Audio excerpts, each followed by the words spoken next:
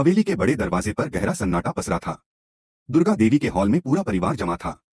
हर चेहरा किसी न किसी डर या सवाल से भरा हुआ। माहौल इतना भारी था कि सांसें भी ठहर ठहर कर चल रही थीं।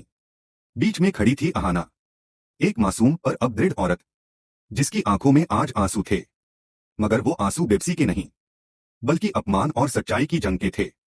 दुर्गा देवी ने क्रोध से कहा, अहाना, अगर तुझे इस घर में रहना है तो सबके सामने हाथ जोड़कर अपनी गलती मांग, वरना मैं खुद तुझे इस चौखट से बाहर निकाल दूंगी। पूरा परिवार खामोश था। अर्जुन, जो उसका पति था, वो भी एक शब्द नहीं बोल पाया।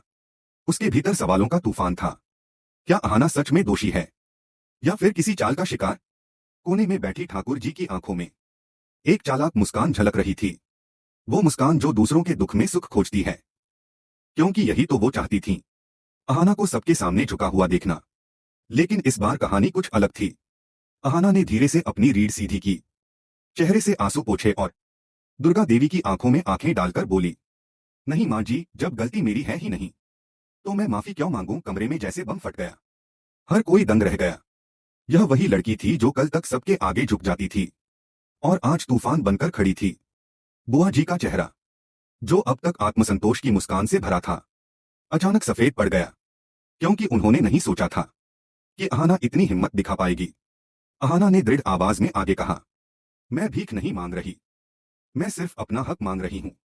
मुझे अपनी बेगुनाही साबित करने के लिए बस 24 घंटे दीजिए।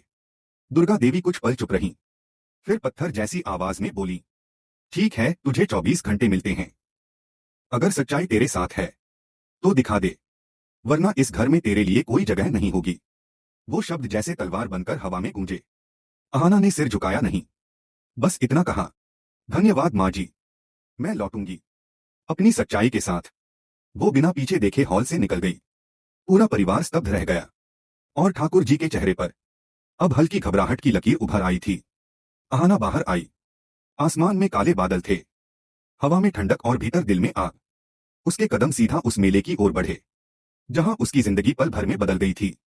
वही जगह जहां उसे शरबत पिलाया गया था, वो शरबत जिसमें नशे की गोलियां मिली थीं। वहां पहुंचकर उसने हर स्टॉल को बारीकी से देखा। लोग अब मेले को समेट चुके थे, लेकिन उसके दिल में उम्मीद बाकी थी।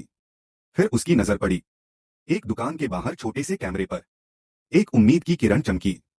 वो तुरंत पास के दुकानदार के पास गई और बोली, भैया, मुझे उस दिन की रिकॉर्डिंग चाहिए। उस दिन यहाँ कुछ गलत हुआ था। दुकानदार ने पहले सिर हिलाया, बहन जी, पुराना डेटा तो डिलीट हो चुका होगा। लेकिन अहाना की आंखों में सच्चाई की आग थी। उसने कहा, यह सिर्फ एक रिकॉर्डिंग नहीं, यह मेरे सम्मान का सवाल है। दुकानदार पिघल गया। उसने कंप्यूटर ऑन किया और फाइलों में खोज शुरू की। कुछ देर बाद एक वीडियो स्क्रीन पर चला।